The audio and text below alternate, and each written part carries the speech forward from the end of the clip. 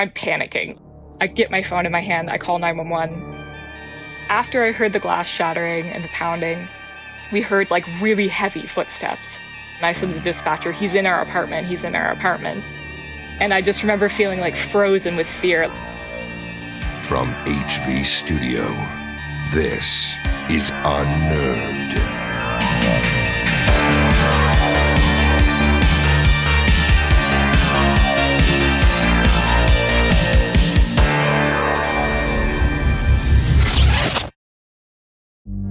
I've got kids, and that means it's always about them. But I need support too. That's where Ollie comes in. With their delightful, hardworking gummies, my partner and I can actually get a good night's sleep, so we'll both stand a chance of managing our stress responses. Even when the kids are doing parkour in the living room, discover Ollie vitamins and supplements. These statements have not been evaluated by the Food and Drug Administration. This product is not intended to diagnose, treat, cure, or prevent any disease.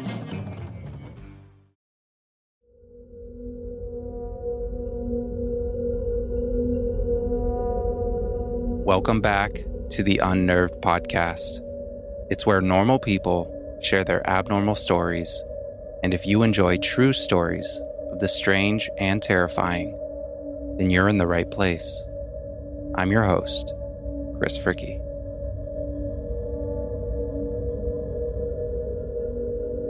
When you imagine your safe place, what comes to mind? For most of us, it's likely our homes, a place where we can let our guard down and be at ease. The structure of a house is supposed to provide safety from forces of nature and protect us from those with evil intentions. But with every protective fortress, there is a weakness. Perhaps a door with a weak lock, or a window that can easily be broken, or perhaps a fire escape that leads an intruder straight to you. In today's story, Liz and her roommate were visited unexpectedly in the middle of the night by an intruder with unknown intentions. This is her story. My name is Liz, and I am from Atlanta, Canada. And my story begins in the summer of 2018. I was living in an apartment with a roommate. It was a big townhouse that had been split up into a bunch of apartments. I was getting ready for work. I was a student at the time, and I had a summer job that I had to get up pretty early for, so I tended to go to bed around the same time every night, around 11 p.m., maybe a little bit before. Cities in Atlanta, Canada are known for being very humid in the summer, especially the one I live in. And it was one of the most humid and hot nights I have ever experienced living here. And I was getting ready for bed. I had put on, I think, just like a big t-shirt because it was that kind of pajama weather, I guess. I got into bed. As I was laying there, it was just so hot that I thought to myself, I should get up and I should open my windows. So I had two windows in my room at the time. One was beside my bed. Some of the windows had been updated, but a lot of them were like original windows from probably like the 1900s. While my window beside my bed had a screen in it, there was a window that led out onto the fire escape across the room from me, and it did not have a screen in it. I typically didn't use that window, but I, on this night, decided to open it alongside the one that was beside my bed. So I got up, I opened that window, and I laid back down in bed.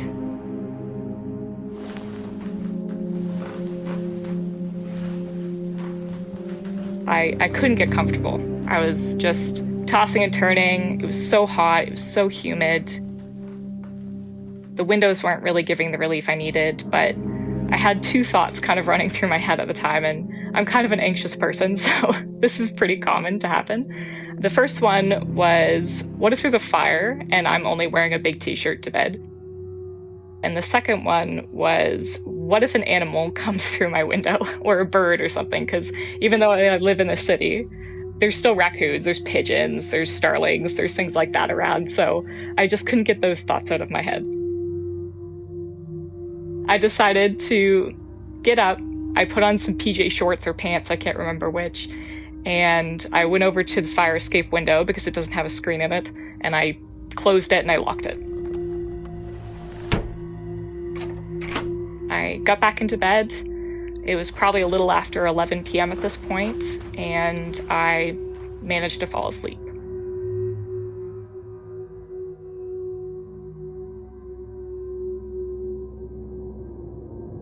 The next thing I remember is just waking up.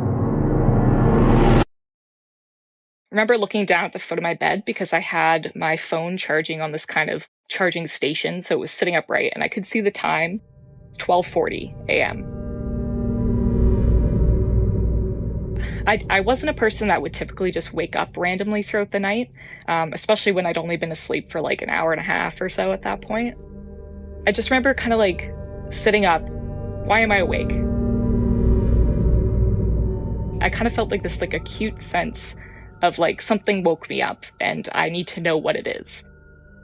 And as I'm sitting there kind of trying to get my bearings and whatnot, because I'd been awakened from what felt like a pretty deep sleep,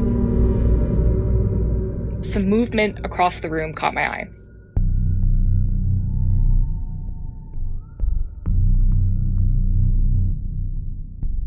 And as I look across the room towards this movement through the fire escape window, I see that what's caught my attention is a person standing out on the fire escape.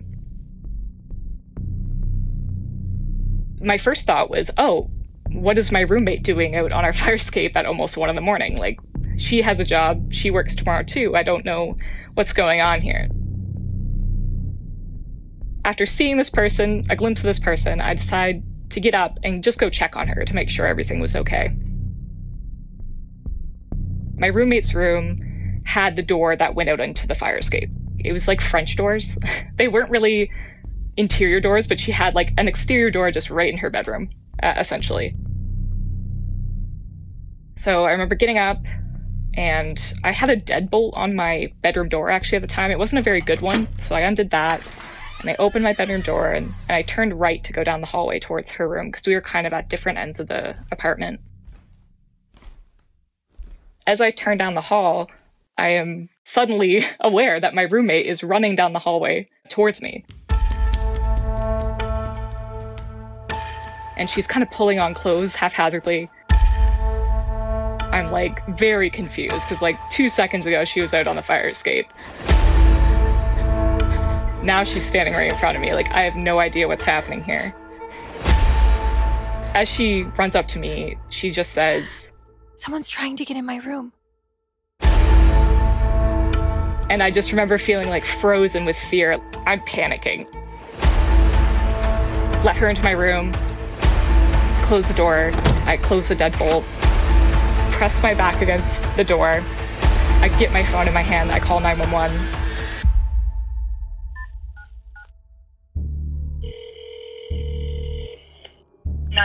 What is the location of your emergency? I'm giving a description of what's happening, my address and stuff to this dispatcher. As I was describing what was happening, what we were hearing, what have you, we just start hearing glass shattering and like the sound like thudding, like someone was beating something.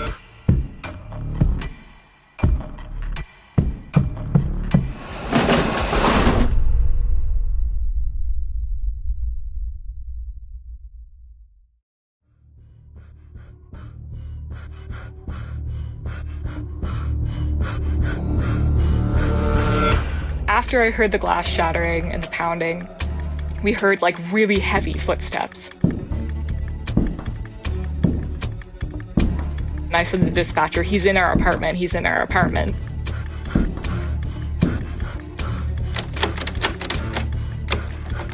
Like I said, I was pressed up against my bedroom door, keeping it closed. So I was panicking. We could hear just the footsteps, and I swear I could feel like air coming underneath the bedroom door, and I was just like convinced that he was like in the hallway, like listening at the door. Like I was crying, I was panicking, I couldn't. It was at that point that I had to give the phone to my roommate because I was just beyond consolation at that point.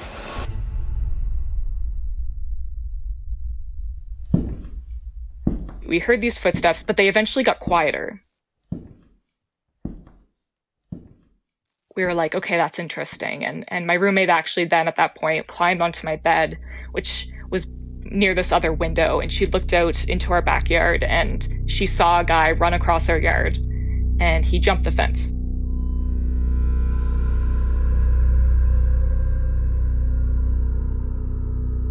She told the dispatcher this. She said, okay, he's run through the backyard. And it was then that the dispatcher told us, okay, yep, the police are there. It's safe. You can go downstairs.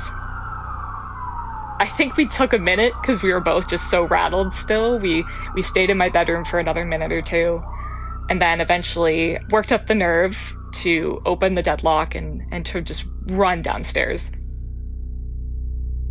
We open our main apartment door, and the first thing we notice is there's just mailboxes everywhere. There was only probably like 6 units in that building, so there's usually like 6 mailboxes out on a shelf that were just like loose. They weren't attached to anything, and they were just everywhere, just strewn about, letters everywhere.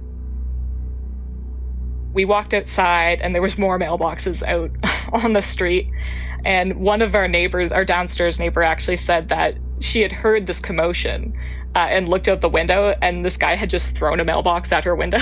So he was just looking to cause damage, I guess. I don't know what his deal was. Everybody that lived in that building was outside talking to the police. Our downstairs neighbor, he was there with a broken off chair leg swung over his shoulder. And he said that, I guess he kind of confirmed for us that the glass we had heard shattering was actually his back door. And luckily his had I don't know what they call it, like the anti-break glass where it has kind of the wires in it. But he wasn't actually able to break through it. It just like shattered but stayed intact, which is good because our glass door upstairs did not have that. He actually tried to get into 4 other buildings. So he was really on a rampage that night. But he tried to get into 4 different apartment buildings or townhouses in that same area. So ours was not the first 911 call that was received about this guy particularly. After we gave our statement to the police, my roommate gave a description of what he looked like. We were still so scared. Like, it was probably like 2 a.m. at this point. We asked one of the police officers if they would come upstairs and just check her French doors in her room, because we knew that our downstairs neighbor's door was broken, but we didn't know if ours was or not at that point. He came upstairs with us. We go into her room, and my roommate, she demonstrates what had happened, and like what he had done was like shook her doors really aggressively. I don't know what the purpose or goal of that was, but he shook her doors really aggressively, and so she demonstrated this. She grabbed the doorknobs and she shook them, and as we're sitting there and she's doing this, one of the doors just opens, like nothing.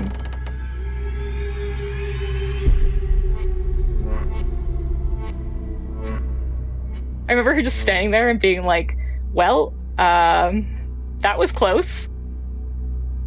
Like, I don't know what would have happened if he had been able to get in, because, like, for all I know, I don't know what he broke our downstairs neighbor's door with, but it appeared to be his fists, because he didn't have a weapon when he was running through our backyard or anything. So I don't know if he was on drugs or what was wrong, but he was really dead set on causing damage, and I don't know what would have happened if he had actually made contact with a person, which is like kind of scary to think about.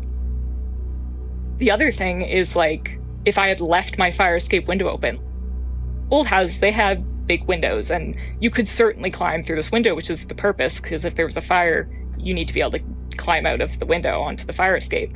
Sometimes I think about, like, what would have happened if I had just left it open and, like, gone to sleep. It's just, like, really gross and creepy to think about.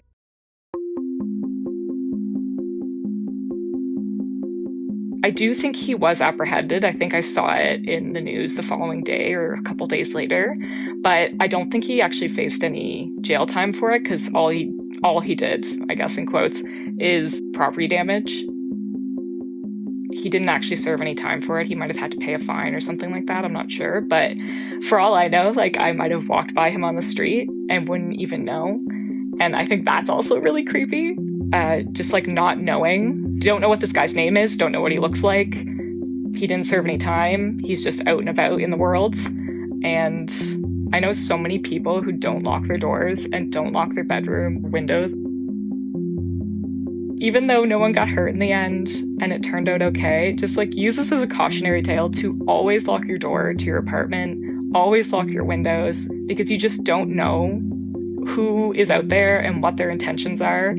And so many of these stories, like, I'm a pretty avid true crime listener, and like so many stories start with people just being easily to get into someone's house or apartment or what have you. And it's just like, always lock your door because you just never know.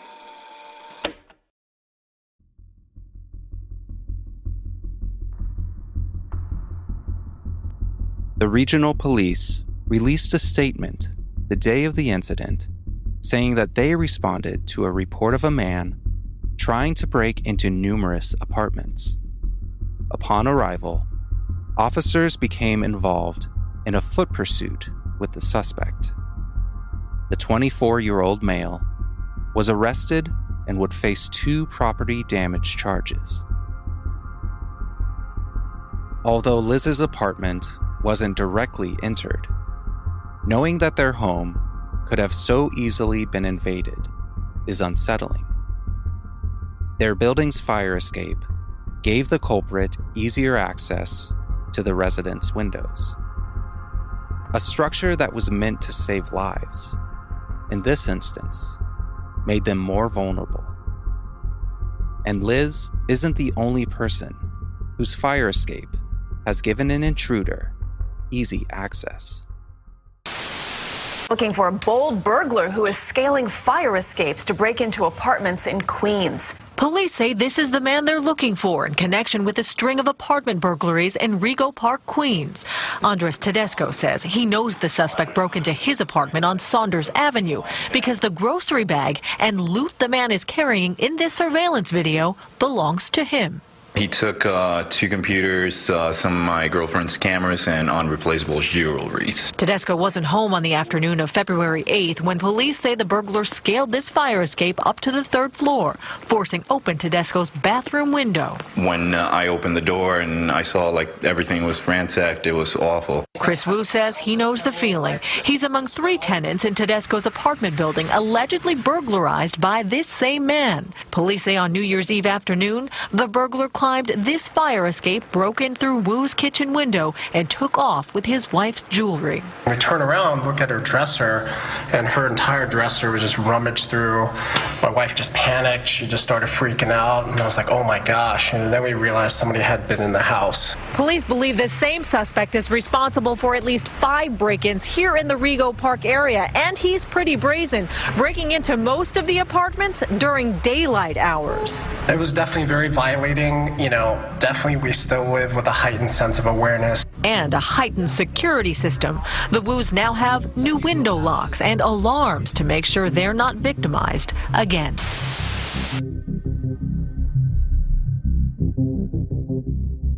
Fire escapes clearly serve an important purpose, giving residents a way out in the event of a deadly fire. But given the access they grant to criminals, a deterrent could help. Window and door alarms are an affordable solution, giving you a heads up to a home invasion. Because fire escape or not, if someone really wants to get into your home, there's usually a way.